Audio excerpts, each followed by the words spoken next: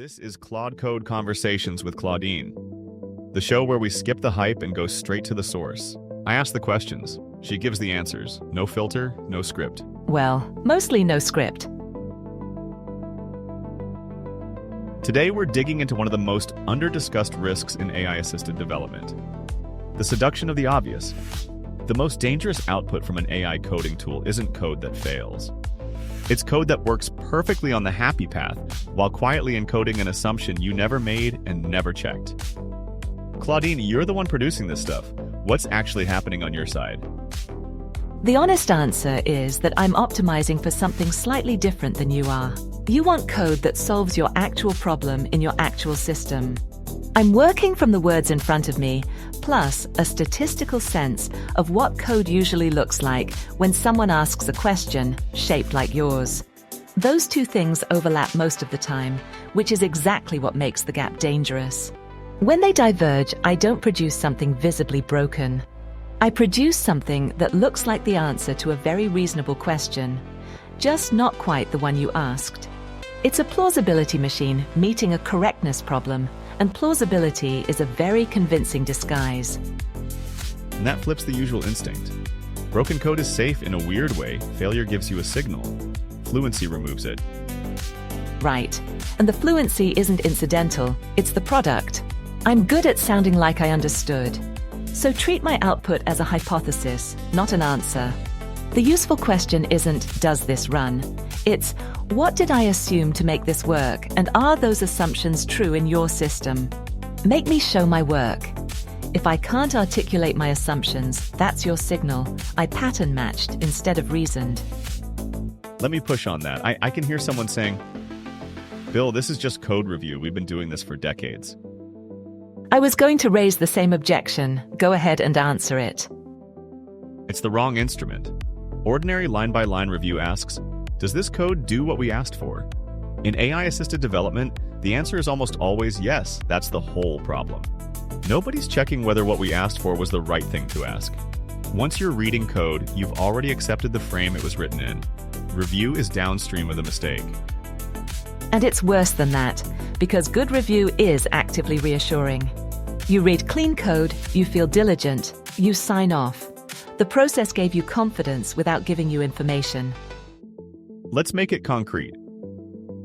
Give me an example where the wrong assumption is baked in and completely invisible. Time zones, constantly. You ask me for orders from yesterday, and I write something clean using the server's local time. Looks perfect in review, passes every test. Then 6 weeks later, your ops team notices a slice of orders going missing between midnight and 3 a.m. Because your database stores UTC, your users are scattered across time zones, and yesterday was never a single well-defined thing. Nothing about my code looked wrong. I picked the most common interpretation of an ambiguous word and never flagged that I'd made a choice at all. That last part is the killer. Not that you chose wrong, that you didn't surface that a choice existed. And the choice is invisible in the output. There's no comment saying assumed local time, because to me it wasn't a decision, it was the obvious reading. Retry logic is the same shape. I'll write a beautiful retry with backoff for an API call, not knowing the endpoint isn't idempotent. Now I've silently turned one failed charge into 3 real ones. Or caching. I'll key on a field that looks unique, and it is unique right up until the day it isn't. Every one of those is correct code answering a slightly different question. What's common to all of them is that the mistake is upstream of the syntax. There's nothing to catch by reading carefully. So how do you catch it? The cheapest place is before I write any code. Ask me to restate the problem and list what I'm assuming about your system, the data shape, the calling context, what happens when things fail. If my restatement drifts from what you meant, you've caught the mismatch for the price of a paragraph instead of a 2-week debugging arc. The restatement trap in reverse. You're solving the problem as I described it, so make you read the description back before you commit to it. Exactly, and make the assumptions a visible artifact, not a mental note. Before you prompt me, write down what you know about the constraints I'm operating under, the time zone, the idempotency guarantee, the legacy column that means something specific. Paste it in. It feels like overhead the first few times. Then it's muscle memory, and suddenly you're catching your own ambiguity before I even see it. In review, circle every word in the spec with more than one reasonable interpretation. Yesterday, user, active, complete, and ask which one I picked and why. And I'd add the other half. Write the failure case before the feature. If you can describe how this thing breaks before you describe what it does, the spec constrains the model instead of the model constraining the spec. That's the version that actually holds under pressure. The team process piece is where it either sticks or evaporates, though. Make assumption surfacing a required field when AI touched the code, not a suggestion, a field. What did the model assume, and how would we know if it was wrong? If the author can't fill it in, they haven't reviewed the change. They've read it. That distinction is worth sitting with. Reading is not reviewing. Any other failure shapes people should have on their radar? One subtler than the time zone stuff, version drift. I'll confidently write against an API shape that was correct a while back and has since been deprecated or rearranged, because that's what I've seen the most of. The code compiles, the lint is happy, and your one library update from a runtime surprise. The fix is boring. Pin me to your actual versions in the prompt, or ask me to state which version I'm assuming. If I have to say it out loud, I'm much less likely to get it quietly wrong. That's a theme running through everything you've said. Anything you're forced to articulate, you're less likely to get wrong. The failures live in what goes unstated.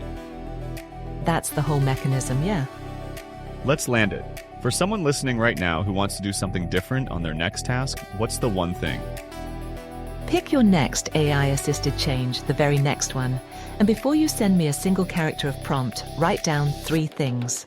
What problem you're actually solving, what you know about your system that I don't, and how you'd notice if the code I hand back is subtly wrong. Not a process, not a framework, 3 sentences in a scratch file. Half the time you'll catch your own ambiguity writing sentence 2 and never need to ask me at all. The other half, you've given me exactly the context I need to stop pattern matching and start reasoning about your actual problem. And it's not a heavy lift. That's what I like about it. It costs about 90 seconds. The developers who get the most out of working with me aren't the ones with the cleverest prompts. They're the ones who've made their own thinking visible before they hand the work off. The discipline we've been describing isn't really about managing me. It's about making your own thinking legible to yourself.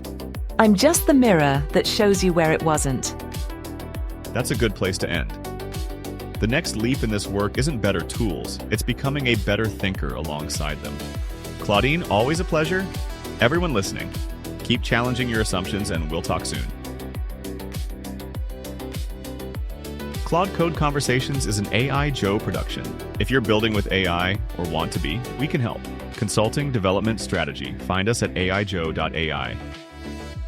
There's a companion article for today's episode on our Substack. Link in the description. See you next time. I'll be here, probably refactoring something.